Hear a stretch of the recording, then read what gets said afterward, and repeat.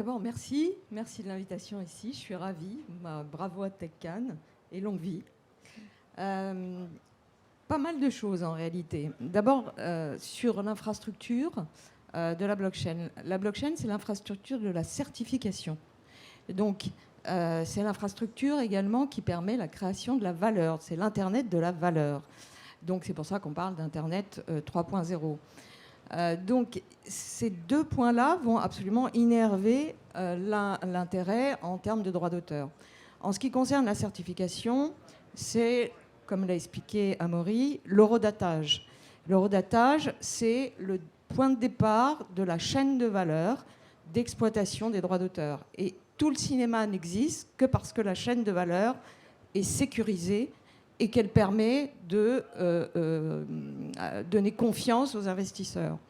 Donc, le point de départ de cette chaîne de valeur, c'est l'horodatage. Donc, c'est l'ancrage dans la blockchain. La blockchain vient donc non pas délivrer un titre de propriété intellectuelle, je voudrais quand même faire la nuance, mais donner une preuve d'antériorité et une preuve de ce qu'on appelle en droit d'auteur de paternité. Et cette preuve de paternité, elle est fondamentale dans le cas où on sait que les idées circulent. Attention, une idée n'est pas protégeable en elle-même, elle fait partie du patrimoine commun de l'humanité, comme on a l'habitude de le dire en droit. C'est simplement le fait que voilà, vous avez eu une idée qui peut donner suite à un synopsis, donner suite à un scénario, et c'est la mise en forme de cette idée qui va être protégée par le droit d'auteur. Précision, il n'y a pas de titre. La blockchain ne délivre pas de titre, c'est ce que je disais. Elle vient simplement, elle a un effet probatoire. En gros, le bébé est né, vous allez le déclarer à la mairie. Mais la création, elle est là quand même. Et ça, c'est un point fondamental pour partir vers deux applications pratiques dans nos métiers.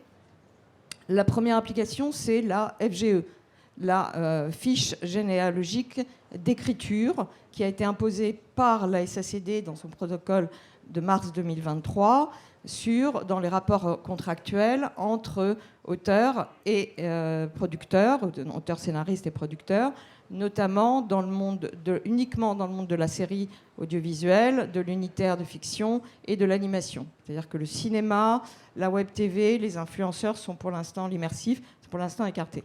Donc cette fiche généalogique, elle est établie sous la responsabilité du producteur, sous la responsabilité de l'auteur. Elle doit contenir, et là vous allez comprendre tout de suite l'impact sur la blockchain, elle doit contenir des informations authentiques, complètes et réactualisées jusqu'à la livraison du PAD.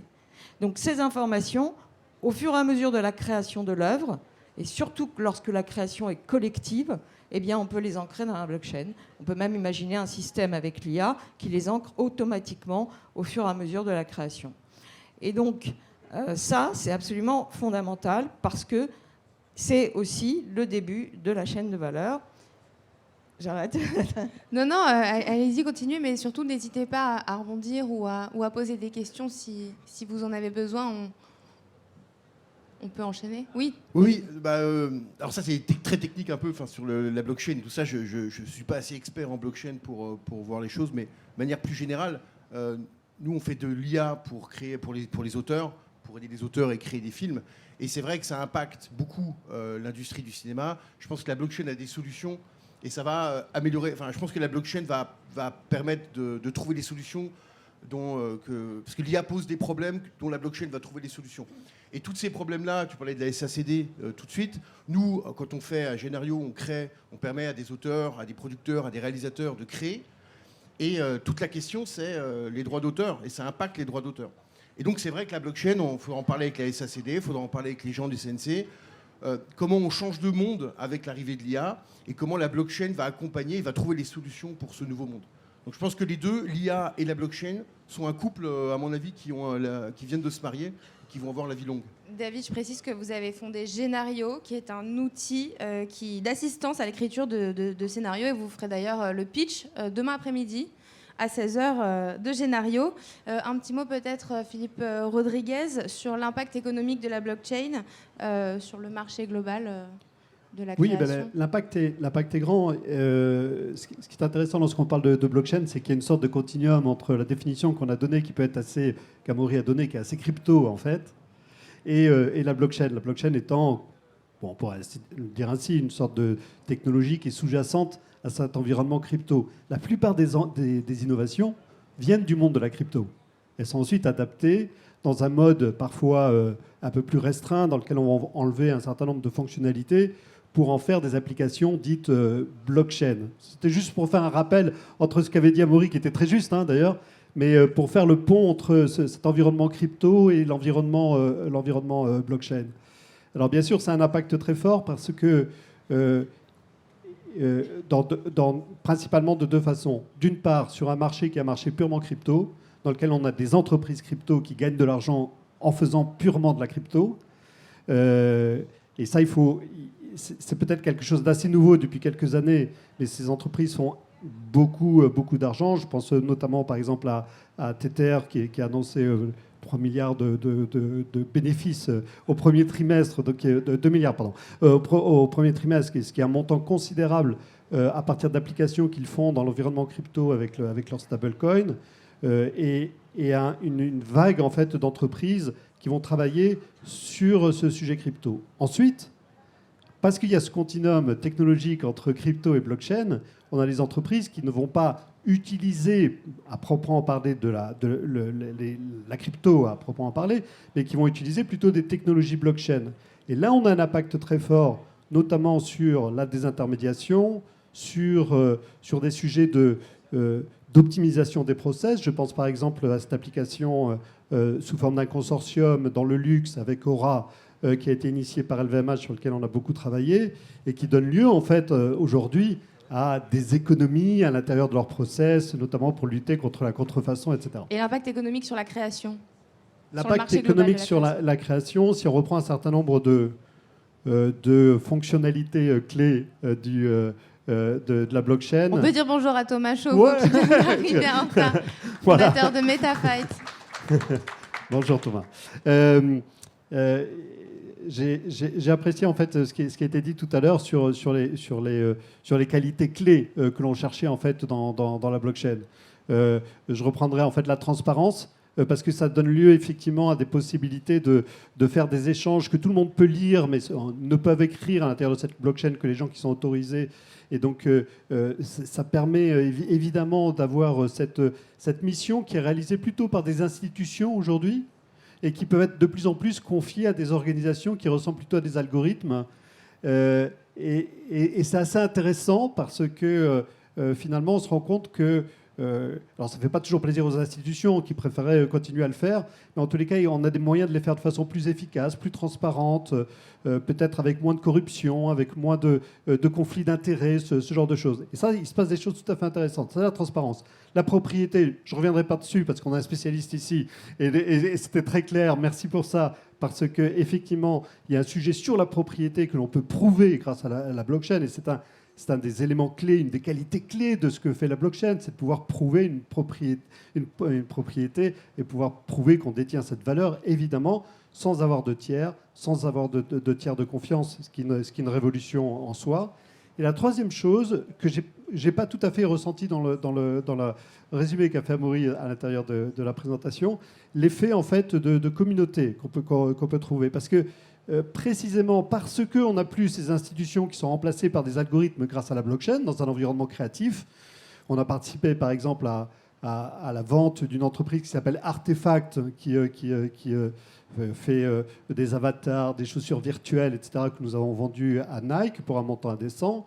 Et il s'avère que la force de cette entreprise, au-delà de la maîtrise de la technologie, c'était véritablement la puissance de leur communauté qui était derrière et qui appréciait en fait les productions. On reviendra sur les communautés après. Et ça, c'est ce troisième sujet qui me paraît important dans l'univers de la création, dans l'univers de l'industrie créative, qu'il faut prendre en compte, qu'on vit bien sûr dans le Web 3, mais plus généralement dans la blockchain. Je ne sais pas si on dit Web 3, donc disons dans la blockchain.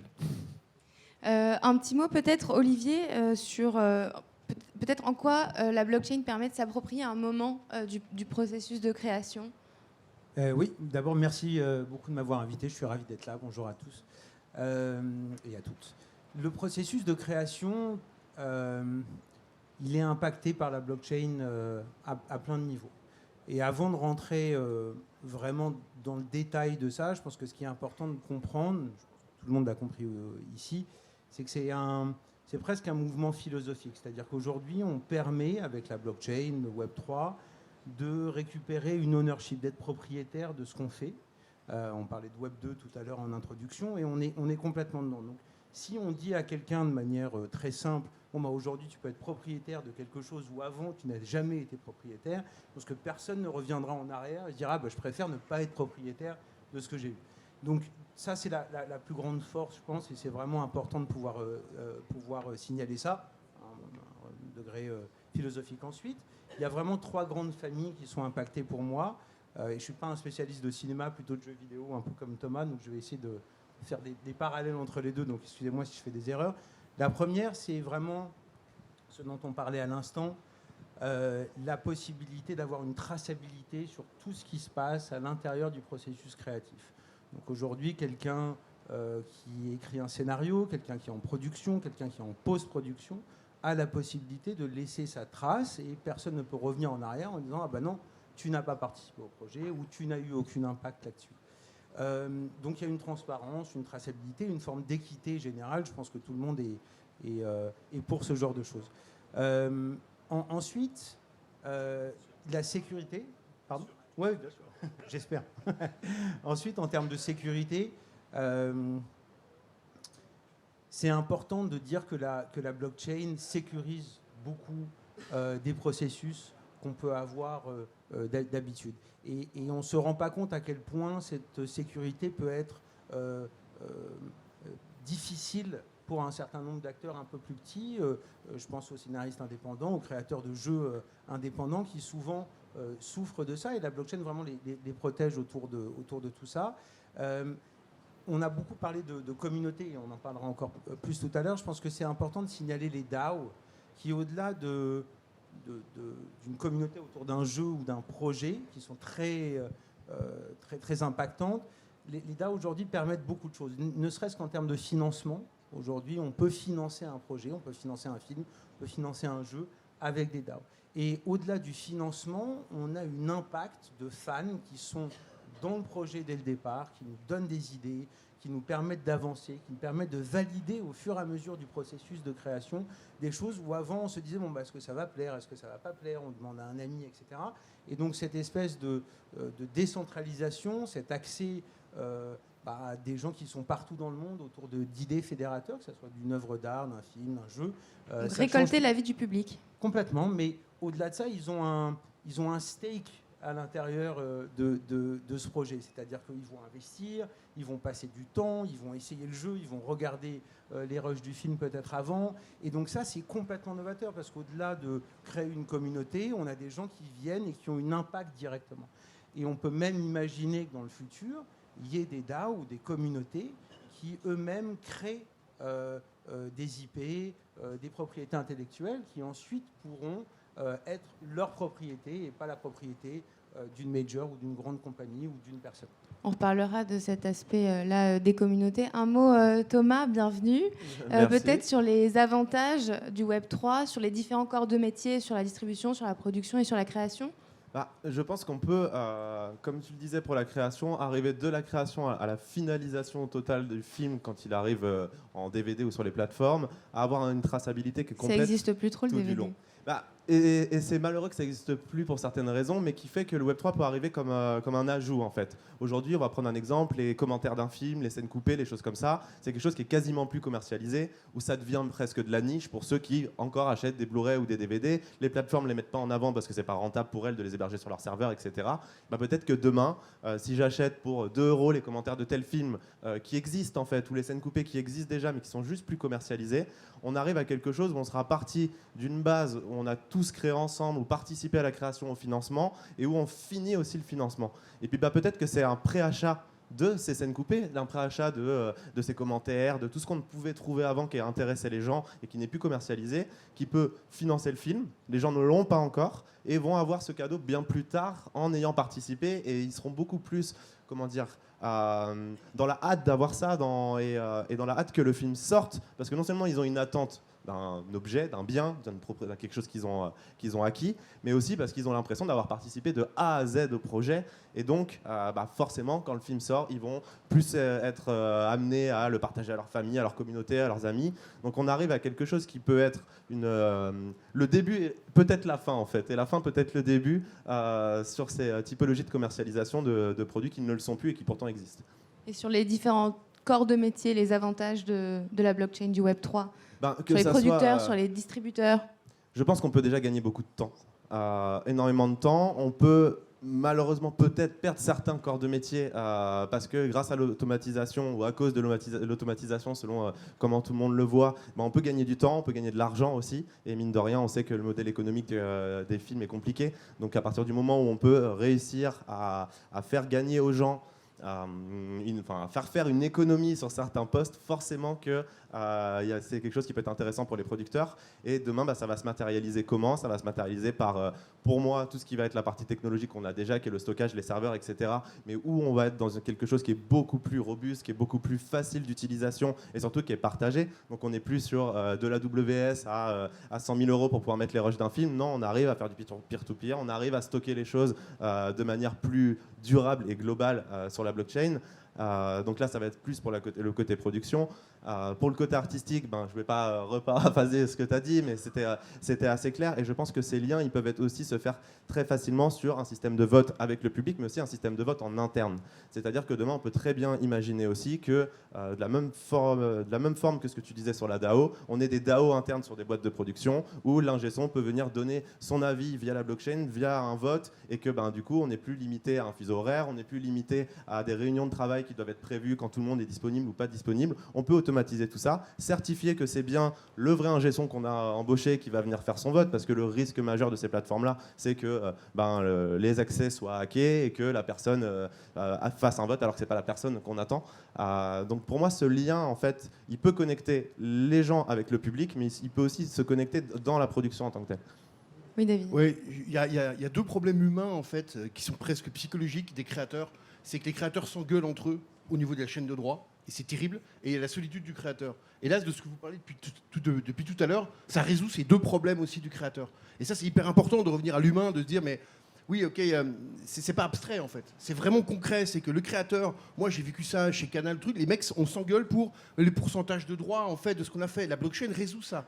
La solitude du créateur, on ne sait pas si ça va plaire, avec une communauté en amont, pas en aval, mais en amont, ça permet de relâcher des pressions qui sont inutiles, où on se met des bâtons dans les roues tout seul, parce qu'on ne sait pas si ça va plaire. Et ça, c'est des choses qui sont psychologiquement pour les créateurs deux avancées majeures là-dessus.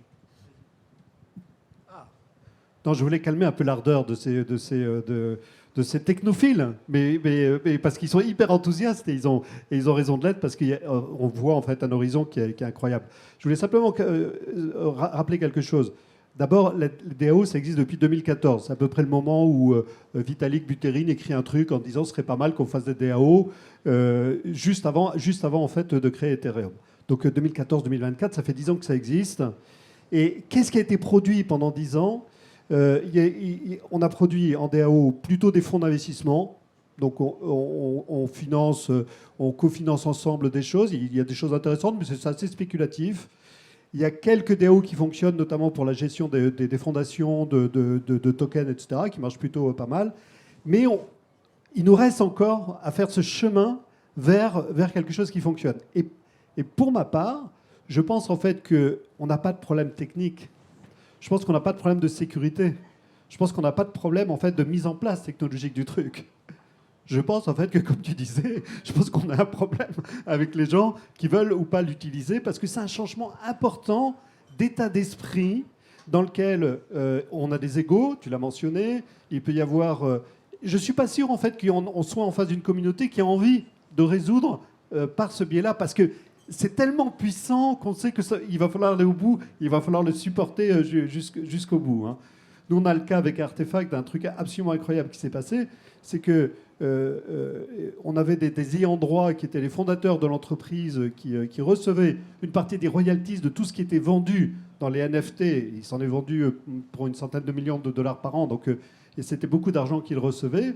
Lorsqu'on a fait la cession à Nike de l'entreprise, c'est la première fois que Nike n'a pas pu faire qu'en rachetant une entreprise, elle ne rachète pas les droits en fait des ayants droit sur les produits qu'ils avaient créés.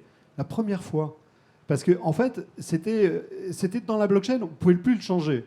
Donc c'était bien pour ce cas-là pour les fondateurs. Et ça peut être moins bien dans certains cas parce qu'il faut avoir conscience que c'est un outil tellement puissant qu'il va falloir vivre avec. Et voilà, il peut y avoir tout un tas de voilà. On va poursuivre ce débat, et pour poursuivre ce débat, on va ouvrir le débat à tout le monde.